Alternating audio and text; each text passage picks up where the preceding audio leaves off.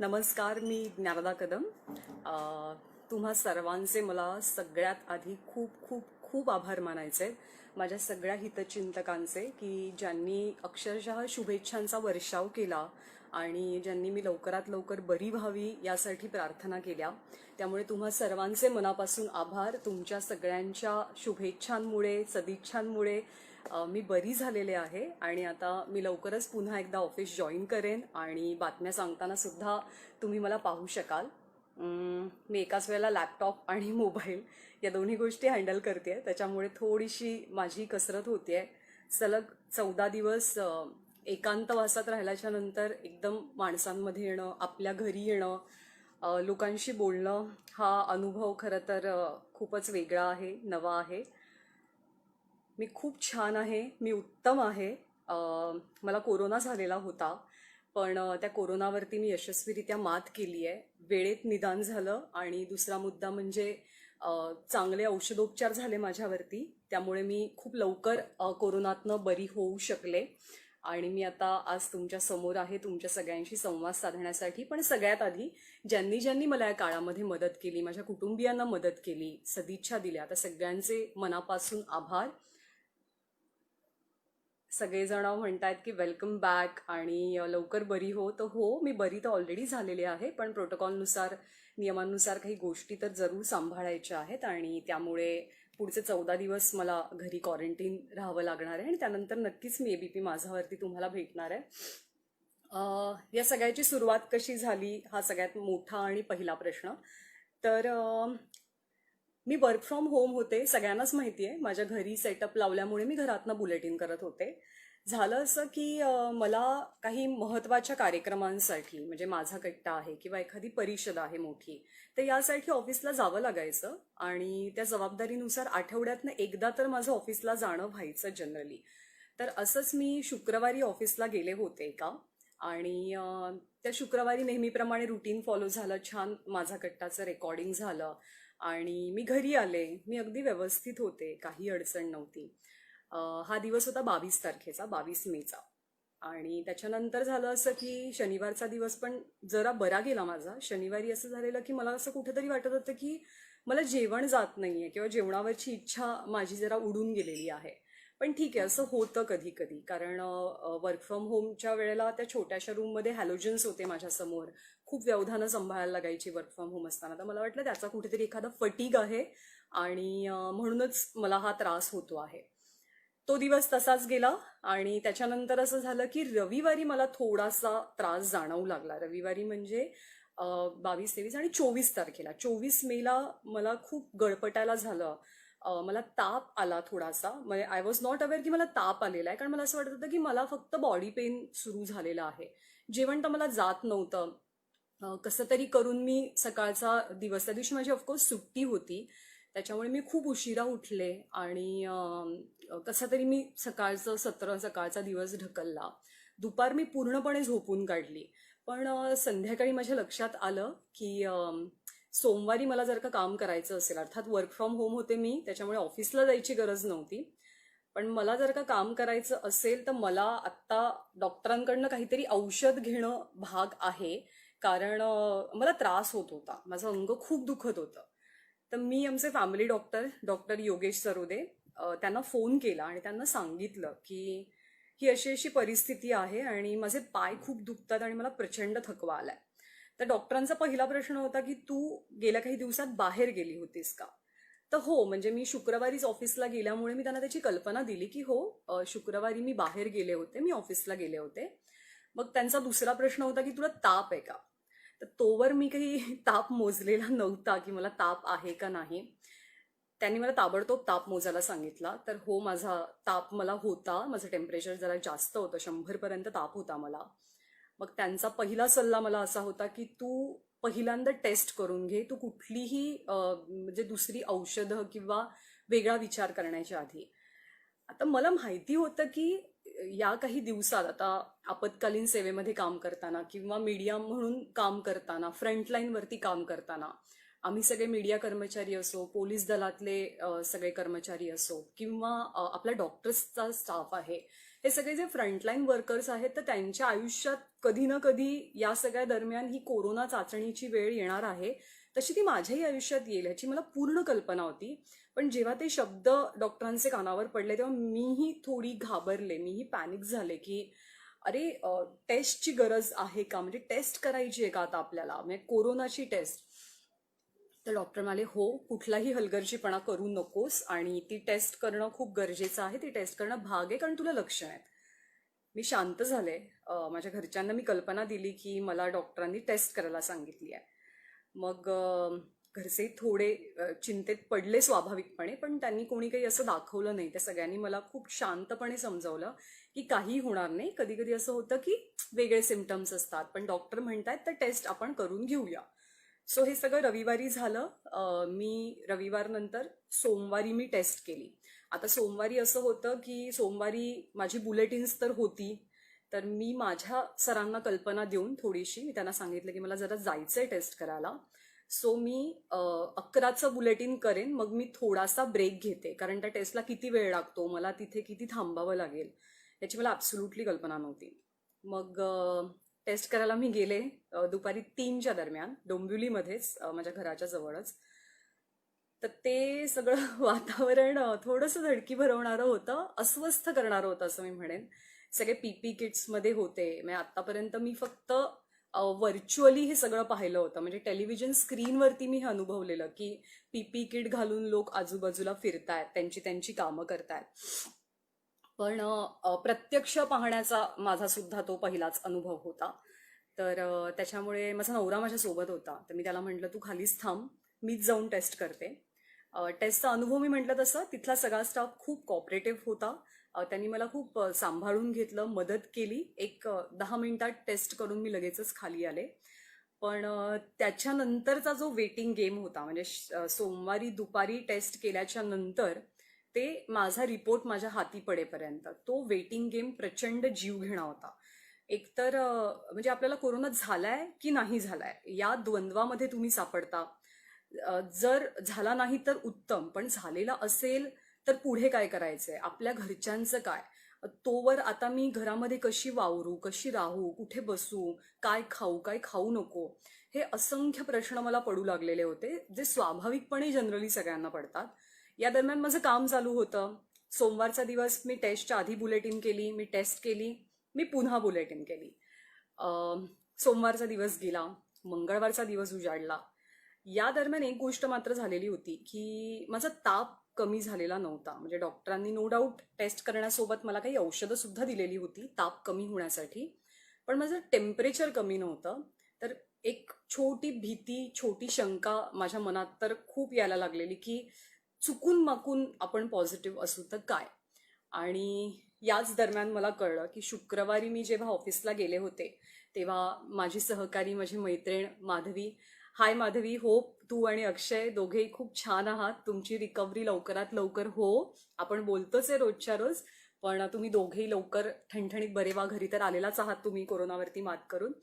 तर मला हे समजलं की माधवी आणि तिचा नवरा अक्षय ऑब्व्हियसली हे दोघं जण पॉझिटिव्ह आलेले आहेत. आता शुक्रवारी तसं माझा आणि माधवीचा संपर्क आलेला होता. हे असं तर नाहीये की तुम्ही एखाद्या पॉझिटिव्ह माणसाच्या थेट संपर्कात आलात तर लगेचच तुम्हाला लागण होण्याची शक्यता असते, कारण तुमची प्रतिकारशक्ती त्याच्यामध्ये मॅटर करते. किती प्रमाणात विषाणू तुमच्या शरीरात गेल्यात हे मॅटर करतं. त्याच्यामुळे अगदी घाबरून जाण्याची गरज नव्हती. पण एक भीती तर मला स्वाभाविकपणे वाटली की जर मी एका पॉझिटिव्ह माणसाच्या थेट कॉन्टॅक्टमध्ये आलेले आहे तर कदाचित शक्यता वाढते की मला सुद्धा लागण झालेली असेल. पण मी शांत राहिले. या सगळ्यामध्ये मंगळवारचा दिवस उजाडला. वेटिंग गेमचा हा दुसरा दिवस होता. या सगळ्या दरम्यान माधवीची टेस्ट पॉझिटिव्ह आलेली आहे हे कळल्याच्या नंतर माझ्या सगळ्या कलिगचे मला फोन चालू झाले, सगळ्या ऑफिसमधल्या मित्रमैत्रिणींचे. बिंग अ अँकर चीफ मला त्या सगळ्यांना सांभाळायचं होतं, सावरून घ्यायचं होतं, समजवायचं होतं. पण माझ्या मनात जे द्वंद्व चालू होतं, जी भीती होती किंवा माझी जी मानसिक अवस्था होती ती मी कोणालाच सांगू शकत नव्हते फॉर अ टाइम बिंग, कारण खूप पॅनिक वाढला असता त्याने, किंवा टेस्टचा रिपोर्ट करणार आहे हे मलाही माहिती नव्हतं. त्याच्यामुळे त्यांना सगळ्यांना समजवणं, स्वतःची काळजी घेणं, स्वतःच्या घरच्यांची काळजी घेणं, हेच सगळं 2 दिवस सुरू होतं. मंगळवारी सुद्धा मी नेहमीप्रमाणे माझी बुलेटिन्स केली, कारण माझ्या घरात सगळा सेटअप लावलेला होता. मंगळवारचाही दिवस गेला. रात्री बोलणं झालं घरामध्ये की आता रिपोर्ट आले तर काय, कारण बुधवारी तर रिपोर्ट येणार हे तर नक्कीच होतं. ते किती वाजता येतील त्याची फक्त शाश्वती नव्हती. देवाला हात जोडले मंगळवारी रात्री आणि मी झोपले. आणि मला एक गोष्ट तर सगळ्यांनी सांगितलेली होती माझ्या घरच्यांनी, की रिपोर्ट काही येऊ दे, तुला खूप स्ट्रॉंग राहायचं आहे. रिपोर्ट निगेटिव्ह आला तर उत्तम, आपल्याला आपलं काम सुरू ठेवायचं आहे. पण जर चुकून माकून रिपोर्ट पॉझिटिव्ह असेल तर आम्ही सगळे तुझ्या सोबत आहोत. तू भक्कमपणे उभी राहणार आहेस, तू लवकर बरी होणार आहेस आणि तू लवकर उपचार घेऊन पटकन घरी परत येणार आहेस. तर हा सपोर्ट तर होताच. त्याच्यामुळे मी तशी निश्चिंत होते, पण भीती स्वाभाविकपणे मी म्हटलं तसं मला वाटत होती. तुम्ही सगळेजण अभिनंदन करताय माझं आणि शुभेच्छा देताय, तर पुन्हा एकदा धन्यवाद तुमच्या सगळ्यांचे, तुमच्या शुभेच्छांबद्दल. त्या शुभेच्छांमुळेच आज मी खूप लवकर बरी झाले असं म्हणेन. तर मंगळवार संपला, मंगळवारची रात्र सुरू झाली. अस्वस्थता तर होती आणि फायनली बुधवारी सकाळी रिपोर्ट आला आणि इट वॉज डिटेक्टेड असं मला सांगण्यात आलं ज्या मॅडम माझ्याशी बोलत होत्या त्यांनी. तर ऑफकोर्स मलाही अशी 2-3 सेकंद 5 सेकंद गेली ते सगळं माझ्या डोक्यापर्यंत किंवा मेंदूपर्यंत पोहोचण्यासाठी. पण परिस्थिती स्वीकारणं भाग होतं आणि आता पुढे काय करायचं हे महत्वाचं होतं.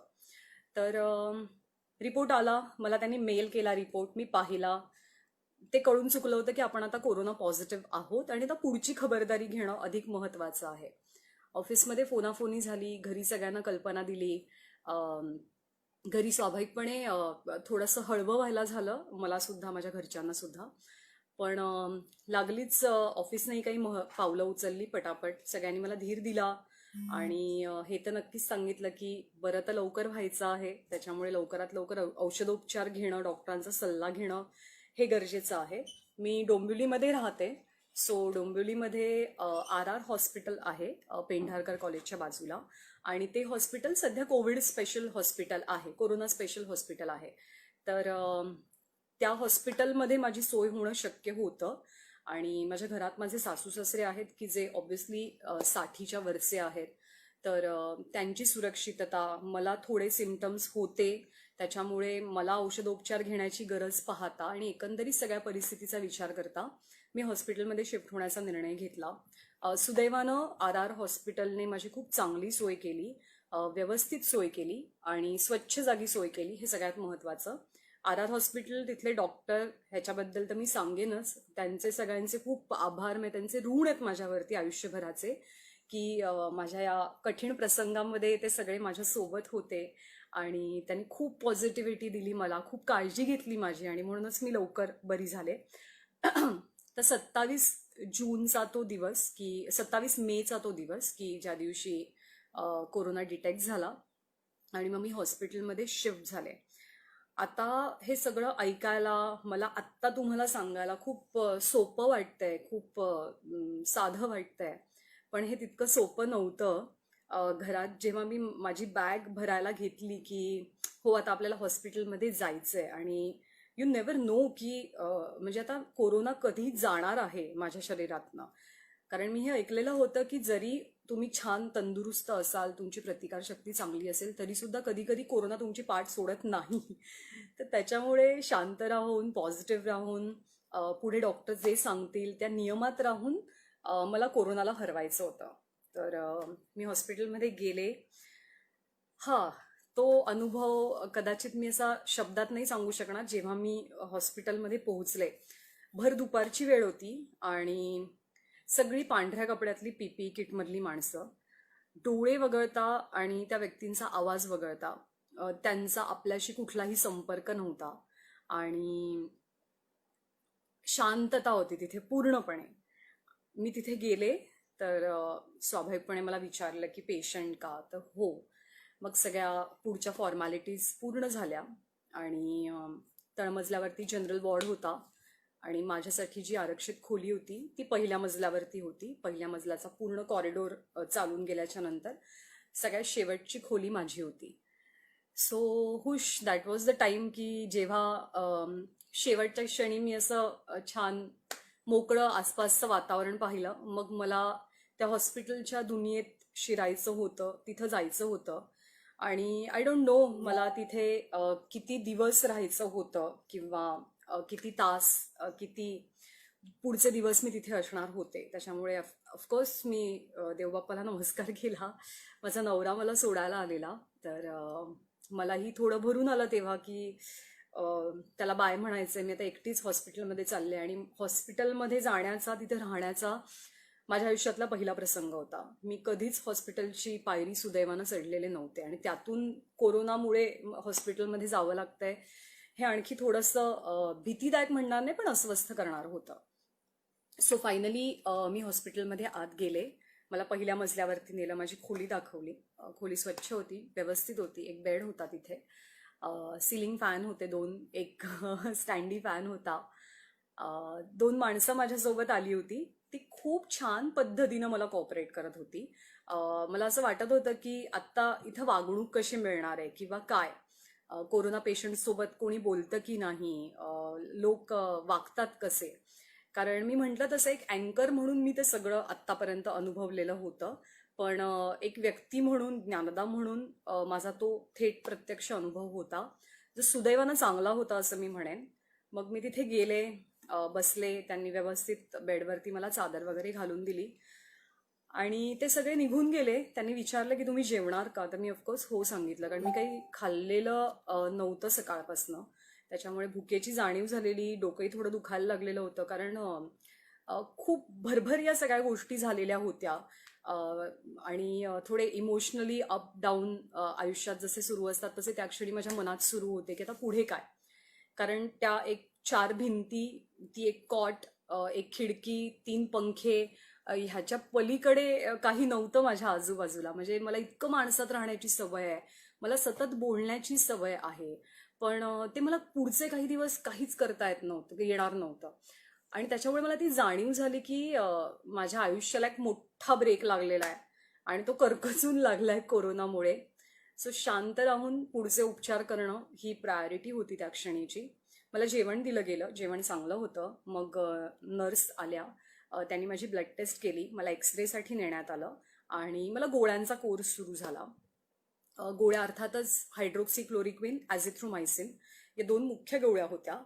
त्याच्यासोबत ताप उतरण्यासाठी मला एक गोळी दिली गेली. सोबतच अँटासिडची गोळी दिली जायची रोजच्या रोज, कारण आपण हालचाल करत नाही, आपण एकाच जागी असतो, आपण कुठे फिरत नाही. टेन्शन जरूर असतं, पण रोजच्या कामाच्या व्यापात नसतो. त्यामुळे जे आपण खातोय ते अर्थात जिरलं नाही तर ॲसिडिटीचा त्रास होऊ नये म्हणून अँटासिडची गोळी दिली जायची. पहिला दिवस खूप संमिश्र भावनांचा होता. इमोशनली रोलर कोस्टर राईड म्हणतो आपण, तसा तो होता. जसं जसं ज्यांना ज्यांना समजलं तसे तसे सगळ्यांनी फोन करायला सुरुवात केली मला आणि शुभेच्छा दिल्या, धीर दिला सगळ्यांनी. आणि सगळ्यांनी हेच सांगितलं की तू लवकर बरी होणार आहे आणि लवकर घरी परत येणार आहेस. तर ऑफकोर्स ते तर झालंच. पहिला दिवस संपला, गोळ्यांचा कोर्स सुरू झालेला होता. मला हे बेसिकली माहिती होतं की हायड्रोक्सिक्लोरोक्विनची ट्रीटमेंट दिली जाते. तर दरवेळेला मी डॉक्टर औषध द्यायला आले की त्यांना विचारायचे की तुम्ही मला काय औषध देताय, कोणतं देताय आणि हे कशासाठी आहे. आणि ते मी नोट डाऊन करून ठेवलं. अर्थात त्याची नोंद हॉस्पिटलकडे सुद्धा आहे, पण फॉर अ पर्सनल मी त्याची नोंद माझ्याकडे सुद्धा करून ठेवली.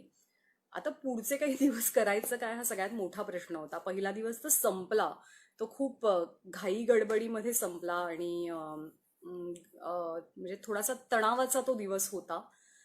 दुसरा दिवस उजाडला. दुसऱ्या दिवशी माझी तब्येत बऱ्यापैकी बरी होती. आणखी काही जणांना समजलेलं होतं, त्याच्यामुळे त्यांनी फोन करायला सुरुवात केली. याच्यामध्ये खूप मोठ्या संख्येने माझे मित्रमैत्रिणी होते. थँक्यू सो मच, कारण माझे असे बरेचसे मित्रमैत्रिणी माझ्या कॉलेजचे की ज्यांना मी वेळ देण्यात खूप कमी पडते माझ्या रोजच्या रुटीनमुळे. पण तुम्ही सगळेजण खूप खंबीरपणे माझ्या पाठीशी उभे राहिलात. मी थोडंसं पाणी पिते. तुम्ही खूप खंबीरपणे माझ्या मागे उभे राहिलात. माझे नातेवाईक तर होतेच, पण माझे मित्रमैत्रिणी ऑफकोर्स ऑफिसमधले आणि माझे कॉलेजचे, शाळेचे मित्रमैत्रिणी. दुसरा दिवसही हळूहळू सरला, प्रकृती सुधारणा होती, माझे सिम्पटम्स खूप कमी झालेले होते. या 2 गोळ्यांचा कोर्स सुरू होता. दुसऱ्या दिवशी असं झालं की कल्याण डोंबिवली महानगरपालिकेचे लोक आमच्या घरी आले आणि त्यांनी पुढच्या फॉर्मॅलिटीज सुरू केल्या. त्यांचा मला फोन आला की असं असं तुमचा रिपोर्ट पॉझिटिव्ह आहे. तर मी म्हटलं हो, मला त्याची कल्पना आहे आणि मी डोंबिवलीच्या RR हॉस्पिटलमध्ये सध्या ॲडमिट आहे. मग त्यांनी घरी येऊन घरच्यांची चौकशी केली. ऑफकोर्स माझा नवरा माझा फर्स्ट कॉन्टॅक्ट असल्यामुळे किंवा इमिजिएट कॉन्टॅक्ट असल्यामुळे त्याची टेस्ट तातडीनं करणं खूप गरजेचं होतं. तर त्याची टेस्ट झाली आणि बाकी घरच्यांपासून म्हणजे जेव्हापासून मला लक्षणं दिसू लागलेली होती आणि मला डॉक्टरांनी सांगितलं की तुला टेस्ट करणं गरजेचं आहे, तेव्हापासून मी एक काळजी घेतली की मी माझ्या बाकीच्या घरच्यांपासून टोटली स्वतःला आयसोलेट केलं. ते गरजेचं होतं कारण माझे सासू सासरे माझ्या घरामध्ये आहेत. सुदैवानं माझं घर मोठं असलं बऱ्यापैकी, तरी सुद्धा वावर घरातला थांबवणं हे खूप गरजेचं होतं आणि महत्त्वाचं होतं. म्हणून मी बेडरूममध्येच बऱ्यापैकी स्वतःला आयसोलेट करून घेतलं. मी बेडरूम टू माझे बुलेटिन एवढाच माझा वावर ठेवलेला होता. मी किचनमध्ये जाण्याचं टाळलं. मी घरामध्ये कुठेही खोकणं आणि शिंकणं टाळलं. मी मास्क वापरायला सुरुवात केली आणि या बेसिक गोष्टींची काळजी मी घेतली की चुकून माकून जर आपण पॉझिटिव्ह आलो तर घरच्यांना त्रास नको. सुदैवानं ही सगळी काळजी घेणं पथ्यावर पडलं आणि माझ्या घरच्या कुणालाही माझ्यामुळे त्रास झाला नाही. पण कल्याण डोंबिवली महानगरपालिकेनं आमची बिल्डिंग सील केली. माझ्या मनातही थोडी शंका होती किंवा म्हणजे अशी चुटपुट होती, अस्वस्थता होती की आता आता आता बिल्डिंगवाल्यांची खूप अडचण होणार आहे पुढच्या 14 दिवसांसाठी. बिल्डिंग सील होणार, सगळे घरातच क्वारंटीन होणार. तर काय तर ती अस्वस्थता खूप लवकर दूर झाली कारण माझ्या सोसायटीच्या सगळ्या सदस्यांनी खूप छान कॉपरेट केलं. सो त्यांचे सगळ्यांचे आभार. कारण मी आमच्या बिल्डिंगमधली फर्स्ट कोरोना पॉझिटिव्ह पेशंट होते. आमच्या बिल्डिंगमध्ये इमर्जन्सी सर्व्हिसेसवाले खूप जण काम करतात, त्याच्यामुळे प्रत्येकाच्या कामाच्या स्वरूपाची सगळ्यांना कल्पना आहे. पण तरीसुद्धा एखादी व्यक्ती पॉझिटिव्ह आल्याच्या नंतर तिच्यामुळे होणारा त्रास हा तर अर्थात थोडा वेगळा भाग असतो. पण त्या सगळ्यांनी मला खूप मदत केली आणि त्यांच्या शुभेच्छांमुळे पण मी लवकर बरी झाले. आता मुख्य मुद्दा होता किंवा मला मुख्य टेन्शन होतं की माझ्या नवऱ्याच्या टेस्टचं काय होणार आहे, कारण तो आसपास होताच अर्थात. तर त्याची टेस्ट फायनली 29 तारखेला निगेटिव्ह आली आणि मग माझ्या मनावरचं खूप मोठं टेन्शन उतरलं. मला बरेच जण प्रश्न विचारतात की तुला भीती नाही का वाटली? ऑफकोर्स मला भीती वाटली. मी माणूस आहे. अँकर म्हणून किंवा त्या जॉबचा भाग म्हणून मी कितीही खंबीरपणे वावरत असले तरी सुद्धा जेव्हा एक व्यक्ती म्हणून आपण या सगळ्या गोष्टींचा विचार करतो किंवा जेव्हा व्यक्ती म्हणून आपल्याला गोष्टी फेस कराव्या लागतात तेव्हा परिस्थिती नक्कीच वेगळी असते. खंबीर राहणं हा आयुष्याचा एक भाग आहे. पण मलाही वाईट वाटलं, मलाही भीती वाटली, मीही रडले. पण मला डॉक्टरांनी एक गोष्ट अगदी पहिल्या दिवशी सांगितलेली होती की तुमच्या मनाला कोरोना होऊ देऊ नका. तुम्हाला कोरोना झालेला आहे, तो फिजिकली झालेला आहे. तुम्ही आता जितक्या शांत राहाल, जितक्या पॉझिटिव्ह राहाल आणि जितकं हे विसराल की तुम्हाला कोरोनाची लागण झालेली आहे, ते तुमच्यासाठी चांगलं असेल आणि तरच तुम्ही खूप लवकर पटकन ह्याच्यातनं बाहेर येऊ शकाल. आणि दिस वर्क. आय मस्ट से दिस की ही गोष्ट खूप चांगल्या पद्धतीनं वर्कआउट झाली. डॉक्टरांनी, तिथल्या नर्सेसनी, तिथल्या वॉर्ड बॉयनं, तिथल्या हाऊसकीपिंगनं सगळ्यांनी भीती घालवली. ते सगळे इतके छान होते, ते सगळे इतकं मनापासून त्यांचं काम करायचे. मी खरंच सांगते, मी खूप सुपर हिरोजना भेटले, पण आत्ता आपल्या सगळ्यांच्या आयुष्यातले खरे सुपर हिरो कोण असतील तर ते आपले डॉक्टर्स आहेत, आपला आरोग्य विभागाचा स्टाफ आहे. कारण ते त्यांचा जीव खूप मोठ्या प्रमाणात धोक्यात घालून रुग्णसेवा करतायत आणि प्रत्येक रुग्ण त्यांच्यासाठी महत्वाचा आहे. त्याला वाचवणं, त्याला बरं करणं आणि तो घरी जाताना त्याला छान शुभेच्छा देणं हीच त्यांच्या आयुष्याची प्रायोरिटी बनलेली आहे सध्या. आणि ती प्रायोरिटी सतत तुम्हाला दिसते. बऱ्याचशा जणांना बरेच प्रश्न आहेत. काही काही प्रश्न मी घेण्याचा प्रयत्न करते. कोरोना पॉझिटिव्ह आल्याच्या नंतर पहिली रिॲक्शन काय होती?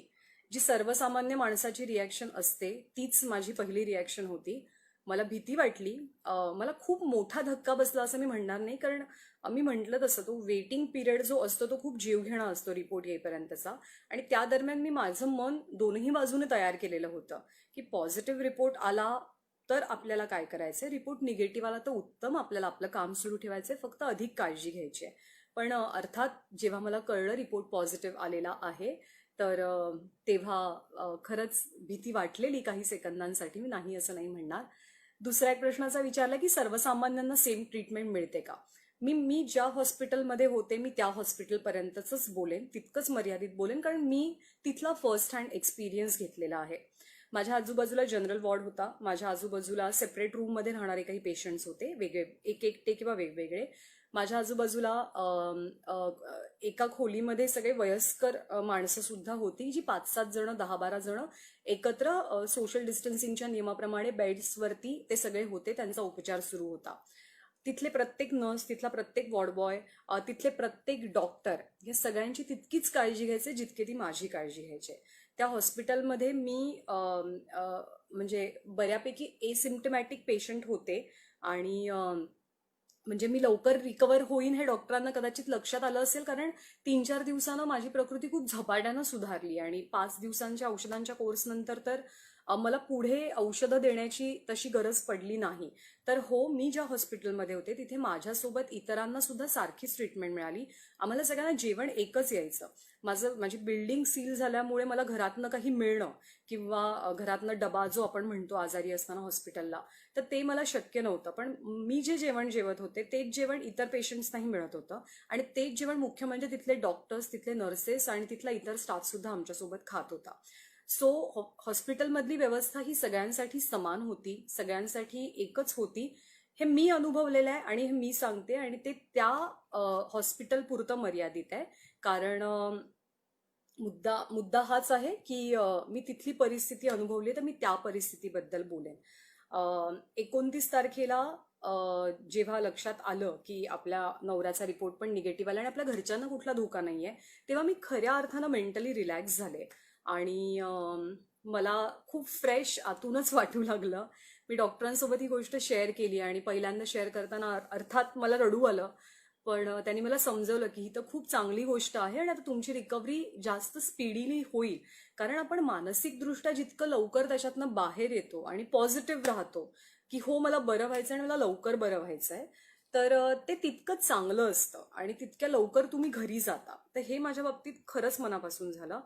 हायड्रोक्सिक्लोरोक्विन आणि ॲझिथ्रोमायसिन या 2 गोळ्यांचं कॉम्बिनेशन असलेले उपचार 5 दिवस माझ्यावरती सुरू होते, म्हणजे 31 तारखेपर्यंत. आणि त्याच्यानंतर डॉक्टरांनी ही औषधं बंद केली. मीनवाईल 2 दिवसांनी माझं पोट जरा खराब झालं. त्याच्यावरती डॉक्टरांचं असं म्हणणं होतं की nothing to worry about it, हे असं होतं कधी कधी. तर त्याच्यावर डॉक्टरांनी मला 1-2 गोळ्या दिल्या आणि त्या 1-2 गोळ्यांमध्येच मला बरं वाटलं.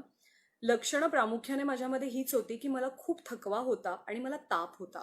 हे वगळता मला सर्दी, खोकला, डोकं दुखणं किंवा अन्नावरची वासना एकदम उडणं किंवा टेस्टलेसपणा जाणवणं पुढच्या दिवसात, हे सुदैवानं माझ्या बाबतीत काही नव्हतं. पण मी डॉक्टर नाहीये, पण जेवढं मी ऐकलं, जेवढं मी वाचलं, जितकं मी माझ्या कोरोना पॉझिटिव्ह असलेल्या मित्रमैत्रिणींशी बोलले, तर प्रत्येकाची सिम्पटम्स किंवा प्रत्येकाची लक्षणं ही वेगवेगळी असतात. जे लक्षण मला आहे ते सेम लक्षण माझ्या कुठल्या आणखी ओळखीतल्या माणसामध्ये दिसेल, तर हे असं नाहीये. तर कदाचित तो विषाणू प्रत्येकाच्या शरीरात गेल्यानंतर वेगवेगळ्या पद्धतीनं रिॲक्ट करत असेल. सुदैवानं माझ्या बाबतीत एक गोष्ट झाली की प्रत्येक सिम्पटम टच अँड गो करून गेला. म्हणजे ताप आला तर हो आला, पण तो काही दिवसांनी कमी झाला. अंगदुखी किंवा थकवा येणं हेही लगेच कमी झालं. पोट बिघडलं तर हो पोट बिघडलं, पण ते लगेच बरं झालं. तर मी हे सुदैव मानते. मी तुमच्या सगळ्यांचे आभार मानते की तुमच्या शुभेच्छांमुळे मी लवकर बरी होऊ शकले. माझ्या कुटुंबाला क्वारंटाईन केलं गेलेलं होतं. खरं तर आज 10 तारीख आहे, आजच आमचा क्वारंटाईन पिरियड संपलाय, माझ्या बिल्डिंगचा पण आणि माझ्या कुटुंबियांचा पण. तर मी घरी आल्याच्या नंतर अर्थात थोडंसं सगळेजणच रिलॅक्स झाले, पण माझ्या घराला क्वारंटाईन केलं गेलं, पण त्या सगळ्यांना होम क्वारंटाईनचा सल्ला दिला गेला, कारण त्यांना कुठलीही लक्षणं नव्हती. नवऱ्याची टेस्ट झालेली होती आणि तो निगेटिव्ह आल्यामुळे त्याचाही धोका टळलेला, त्याच्यामुळे कुठल्याही क्वारंटाईन सेंटरला त्यांना नेलं गेलेलं नव्हतं. तर ते सगळेजण एसिम्प्टमॅटिक किंवा कुठलंहीच लक्षण त्यांच्यामध्ये नसल्यामुळे त्यांना महानगरपालिकेच्या वतीनं गोळ्यांचा एक कोर्स दिला गेला, HCQचा, आणि त्यांना घरीच थांबा, कुठे बाहेर जाऊ नका, असा सल्ला दिला गेला. या सगळ्या दरम्यान माझ्या शेजाऱ्यांनी, मित्रमैत्रिणींनी इथल्या खूप मदत केली, कारण साधं दूध घरात आणणं सुद्धा शक्य नव्हतं, कारण घरचे सगळे घरातच लॉकडाऊन होते, बिल्डिंग सील झालेली होती. तर त्याच्यामुळे आमच्या घरापर्यंत नीट सगळ्या वस्तू कशा पोहोचतील हे पाहण्याची खूप उत्तम जबाबदारी माझ्या बिल्डिंगमधल्या सगळ्या फ्रेंड्सनी पार पडली. सो थँक्यू सो मच त्यांच्या सगळ्यांचे. आणखीनही काही प्रश्न येत आहेत तर त्याची पण मी उत्तरं देण्याचा प्रयत्न करते. अ, हॉस्पिटल, माझी मैत्रीण आहे स्नेहा, ती मला विचारते, हाय स्नेहा, की हॉस्पिटलमध्ये असताना काय केलं. माझ्या अनेक मित्रमैत्रिणींना हा प्रश्न पडलेला होता की मी कशी राहणार हॉस्पिटलमध्ये. कारण मला सतत माणसांची सवय, मला सतत कामाची किंवा बोलत राहण्याची सवय. तिथं तर कोणीच नाही, म्हणजे नर्सेस आणि डॉक्टर्स तेवढ्या तेवढ्या वेळेला व्हिजिटसाठी यायचे. पण त्याच्यानंतर काय करायचं. पहिले 2 दिवस खूप फोनाफोनीमध्ये गेले, म्हणजे ऑलमोस्ट शुक्रवारपर्यंतचे दिवस. पण मग शनिवारी मी ठरवलं की आपल्याला आराम करणं खूप गरजेचं आहे. तर त्याच्यामुळे आपण कमी फोनवर बोलूया. सो मी काही वेळा ठरवल्या. बाकी मी मेसेजेसमध्येच उत्तरं देणं पसंत केलं सगळ्यांना. मी साधारणतः 8-8:30 वाजता उठायचे. मी अजिबात ताण घेतला नाही लवकर उठण्याचा. सो 8-8:30 वाजता उठून मी निवांत आवरायचे. हां, हॉस्पिटलमधनं व्यवस्थित नाश्ता मिळायचा, चहा मिळायचा, 2 वेळचं जेवण मिळायचं आणि माझ्याकडे दुसरा पर्याय नव्हता. कारण माझं घर सील झालेलं होतं, आमची बिल्डिंग सील झालेली. त्याच्यामुळे दुसरं कोणी येऊन मला काही देईल हा पर्याय नव्हता. हॉटेलमधनं कदाचित मी काही मागवू शकले असते, पण आजारपणाच्या दिवसामध्ये शक्यतो आपण हे पाहतो की आपण बाहेरचं काही खाणार नाही. दुसरं म्हणजे गरम पाणी. सो मला खूप जणांनी सांगितलं होतं की तू गरम पाणी पी. तर मी कटाक्षानं ते पाळलं की लोक जर काही इतकं आपुलकीपोटी सांगतात आपण गरम पाणी पिऊयात. हळदीचं दूध मला मिळणं शक्य नव्हतं, ते एकच दिवस मी बाहेरून मागवलं होतं. पण हळदीचं दूध पिण्याचा जरी सल्ला असला तरी मी ते पिऊ शकत नव्हते. हॉस्पिटलमध्ये काय केलं हा महत्त्वाचा मुद्दा. तर मी 8-8:30ला उठायचे, निवांत आवरायचे. मी प्राणायाम केले. प्राणायाम मी खूप महिन्यात त्याच्याकडे दुर्लक्ष केलं होतं, माझ्या शरीराकडे किंवा माझ्या आरोग्याकडे. पण त्याच्याकडे लक्ष देणं मला खूप गरजेचं बनलेलं या काळामध्ये. तर मी प्राणायाम करायचे. तोवर नर्स यायच्या. ऑक्सिजन लेवल सतत चेक केली जायची, कारण कोरोनामध्ये तुमची ऑक्सिजन लेवल ड्रॉपडाऊन होऊन चालत नाही. तर ऑक्सिमीटरनं सतत ती नजर ठेवली जायची की तुमची ऑक्सिजन लेवल काय. बीपी चेक केलं जायचं. लक्षणं विचारली जायची तुम्हाला की तुम्हाला काय काय होत आहे. हे मी अगदी आवर्जून सांगेन की अजिबात घाबरून न जाता तुम्हाला काय होतंय, काय कसं वाटतंय, तुमच्यात इम्प्रूव्हमेंट आहे का आधीच्या दिवसापेक्षा जास्त, हे सगळं तुम्ही डॉक्टरांना सांगा.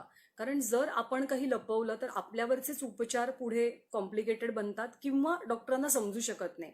कारण हा असा आजार आहे की ज्याच्यामध्ये तुमची लक्षणं तुम्हीच सांगू शकता की तुम्हाला नेमकं काय होतं आहे. त्याच्यामुळे डॉक्टरांपासून कृपया काही लपवू नका. काहीही होत नाही, घाबरून जाण्याची गरज नाही. ज्या व्यक्तींमध्ये कोमॉर्बिडिटीज असतात, म्हणजे इतर आजार त्यांना आधीपासून असतात, जसं की मधुमेह आहे किंवा श्वासाचे त्रास आहेत किंवा तुम्हाला किडनी प्रॉब्लेम आहे, तुम्हाला हार्ट प्रॉब्लेम आहे, तुम्हाला उच्च रक्तदाबाचा त्रास आहे, तर मात्र तुमच्या बाबतीतली कॉम्प्लिकेशन्स कधी कधी वाढतात. आणि तुमचं वय जर तुम्ही अर्थात 55, 60, 65, 70 ह्याच्या पुढचे आहात, त्याच्या पुढचा तुमचा वयोगट आहे, तर तो कोरोनासाठी खूप फ्रजाईल वयोगट समजला जातो. या वयोगटातल्या व्यक्तींची निश्चितपणे खूप काळजी घेणं गरजेचं असतं. माझ्या बाबतीत असं होतं की मी अर्थात तरुण असल्यामुळे किंवा माझं वय कमी असल्यामुळे, माझी लक्षणं खूप लवकर कमी होऊ लागल्यामुळे, मी जेव्हा पहिल्या दिवशी हॉस्पिटलमध्ये गेले तेव्हा जी ब्लड टेस्टसाठी सुई मला टोचली गेली ती पहिली आणि शेवटची सुई होती. त्याच्यानंतर मला कुठलंही इंजेक्शन दिलं गेलं नाही, मला सलाईन लावलं गेलं नाही. सुदैवानं ऑक्सिजन मला लावला जावा ही वेळ माझ्यावर आली नाही किंवा ती मी येऊ दिली नाही. त्याच्यामुळे फक्त गोळ्या खाऊन मी बरी झाले डॉक्टरांच्या मार्गदर्शनानं आणि त्यांच्या पॉझिटिव्हिटीनं. ते ज्या एनर्जीनं काम करत होते, ज्या तडफेनं काम करत होते, तर RR हॉस्पिटलच्या सगळ्या स्टाफला माझा कोपरापासून नमस्कार, सलाम, आणि सगळ्या डॉक्टरांना, कारण ते सगळेजण याच परिस्थितीमध्ये काम करतायत. तर या सगळ्या दरम्यान या सगळ्याचं नोटिंग करून ठेवणं, लिहित राहणं. खूप वर्ष मी काही माझ्या मित्रमैत्रिणींना नीट वेळ देऊ शकले नव्हते, सो त्यांच्यासोबत चॅटिंग करणं. मी एक गोष्ट अगदी आवर्जून सांगेन की आरसा आणि टीव्ही या 2 गोष्टी अशा आहेत की ज्या माझ्या आयुष्याचा अविभाज्य भाग आहेत. म्हणजे या 2 गोष्टी म्हणजे 8, 10, 12 किंवा त्याच्यापेक्षा जास्त काळ माझ्या सोबत असतात रोजच्या रोज. एक टीव्ही आणि एक म्हणजे आरसा. पण या दोन्ही गोष्टी हॉस्पिटलमध्ये नव्हत्या. ना आरसा होता ना टीव्ही होता. त्याच्यामुळे या दोन्ही गोष्टी बघण्याचा अजिबात संबंध नव्हता. टीव्ही पाहणं मी मुद्दाम टाळलं, कारण मला स्वतःला सुद्धा त्या सगळ्या रुटीनमधनं एक ब्रेक हवा होता. मला डोकं शांत ठेवायचं होतं आणि जितका डॉक्टरांनी सांगितलेलं की तुम्हाला जितका आराम करता येईल तितका आराम तुम्ही करा. सो आपण तेच आपलं रोजचं रुटीन जर करत बसलो तर आपल्याला आराम करायला अर्थात वेळ मिळणार नाही याची मला कल्पना होती. त्याच्यामुळे टी व्ही पाहणं म्हणजे यूट्यूबवरती जाऊन काही बघणं हे मी अगदी आवर्जून टाळलं. मी ते केलं नाही आणि मी खूप छान आराम केला. जेव्हा झोप आली तेव्हा झोपले, जेव्हा खावं वाटलं तेव्हा खाल्लं. तिथल्या नर्सेसचा स्टाफ किंवा वॉर्ड बॉयज हे येऊन बोलायचे. ते सतत प्रत्येक पेशंटशी इंटरव्हल नंतर बोलत असायचे की तुम्हाला कसं वाटतंय, तुम्ही लवकर बरे होणार आहात, तुम्ही लवकर घरी जाल, आम्ही सगळे तुमच्यासोबत आहोत. सो त्यांच्यासोबत बोलण्यामध्ये वेळ जायचा. लिहायचे मी खूप लिहिलं. मोबाईलचा एक खूप चांगला उपयोग असतो की वेगवेगळ्या ॲप्सच्या माध्यमातून आपल्याला काही चांगलं वाचन करता येतं. तर त्या गोष्टी मी वाचल्या. बोलायचे फोनवरती मी खूप जास्त कधी कधी. असं सगळं करत माझा रोजचा दिवस जायचा आणि तब्येतीत रोज सुधारणा होत होती. डॉक्टर रोज माझं कौतुक करत होते. त्याच्यामुळे तो कॉन्फिडन्स तर माझा नक्कीच वाढत होता. आणखी काही प्रश्न मी घेते आणि त्याच्यानंतर तुम्हाला बाय म्हणते. मला एकच सांगायचं आहे की तुम्ही सगळ्यांनी जेव्हा लक्षणं दिसतात आपल्याला कोरोनाची तर त्या लक्षणांकडे अजिबात दुर्लक्ष करू नका. सतत तुमच्या फॅमिली डॉक्टरांच्या कॉन्टॅक्टमध्ये राहा. सतत त्यांच्याशी तुमचा संवाद असू दे. तुम्हाला जर काही होत असेल, काही जाणवत असेल तर कोरोनाला घाबरण्याची अजिबात गरज नाही. कोरोना बरा होतो. कोरोना योग्य उपचारांनी लवकर बरा होतो. त्याच्यामुळे लक्षणं वेळेत दिसली, ती जाणवली तर डॉक्टरांकडे जाणं आणि डॉक्टरांना सगळं काही खरं खरं नीट सांगणं. टेस्ट सांगितली असेल तर ती करून घेणं. मला डिस्चार्ज मिळाला 6 तारखेला. मी 27 मेला हॉस्पिटलमध्ये ॲडमिट झाले आणि मला 6 तारखेला 6 जूनला मला डिस्चार्ज मिळाला. 6 जूनला मी दुपारी घरी आले. माझ्या डिस्चार्ज कार्डवरती काही सूचना लिहिलेल्या आहेत. त्या म्हणजे 14 दिवस मला आता होम क्वारंटीन राहावं लागणार आहे. मी कुठे बाहेर जाऊ शकत नाही. या दरम्यान खूप सारं पाणी पित राहणं किंवा लिक्विड इंटेक आपल्या शरीरामध्ये फ्लुइड्सच्या माध्यमातून सतत घेत राहणं हे गरजेचं आहे. शक्यतो गरम पाणी प्या असा सल्ला असतो. मल्टीव्हिटॅमिनच्या काही गोळ्या मला दिल्या गेलेल्या आहेत ज्याच्यामध्ये सी विटॅमिन आहे आणि इतर विटॅमिन्स आहे आणि तर त्या गोळ्या घेणं बंधनकारक आहे. आणि आता सध्या मी माझ्या घरीच आहे. मी आराम करते. मी फार दगदग करत नाहीये कारण तुम्ही फार दगदगीला लगेच सुरुवात न करणं. अर्थात 14 दिवसांचा तो नियमच आहे की तुम्हाला क्वारंटीन व्हावं लागतं आणि फार कोणाच्या संपर्कात येऊन चालत नाही. तर तो नियम तर मला पाळावा लागेल. पण उत्तम खा. तुम्हाला डिस्चार्ज मिळाल्याच्या नंतर आराम करा. चांगल्या गोष्टी बघा. चांगल्या विचारांमध्ये स्वतःचं मन रमवा. याचा तुम्हाला फायदा होईल. सो फायनली कोरोनावरती मात करून मी परत आलेले आहे तुमच्या सगळ्यांच्या शुभेच्छांमुळे. आणि लवकरच आता मी एबीपी माझावरती सुद्धा परत दिसेन, तुम्हाला परत भेटेन. थोडे दिवस काळजी घेणं गरजेचं आहे. त्याच्यामुळे तो ब्रेक मला कंपल्सरी घ्यावा लागणार आहे. तुम्हा सर्वांचे आभार. प्रश्नांच्या ऐवजी शुभेच्छा जास्त येत आहेत तर त्याच्यासाठी पुन्हा एकदा आभार. आणि अशाच तुमच्या शुभेच्छा, तुमचं प्रेम, तुमचा आशीर्वाद माझ्या पाठीशी कायम राहू दे. आणि लवकरच पुन्हा तुम्हाला स्क्रीनवरती पण भेटेन. तोपर्यंत काळजी घ्या. कोरोना ही एक अशी गोष्ट आहे किंवा एक असा आजार आहे की जो प्रचंड नकळतपणे होतो. मीही खूप काळजी घेतलेली होती. म्हणजे अगदी सगळ्या नियमांचं पालन करणं, घरी जेव्हा मी बाहेरून यायचे तेव्हा काळजी घेणं. पण कळत नकळत तो केव्हा तुम्हाला होतो हे तुम्हालाही कळत नाही. पण काळजी घेणं खूप महत्वाचं. पॉझिटिव्ह राहा सगळ्यात महत्वाची गोष्ट म्हणजे. आणि घाबरून जाऊ नका. डॉक्टरांना सगळं खरं खरं सांगा. योग्य उपचार आणि तुम्ही लवकरात लवकर ठणठणीत बरे होऊन माझ्यासारखे घरी परत याल. कुणालाही कोरोना होऊ नये हीच माझी खरं तर इच्छा आहे.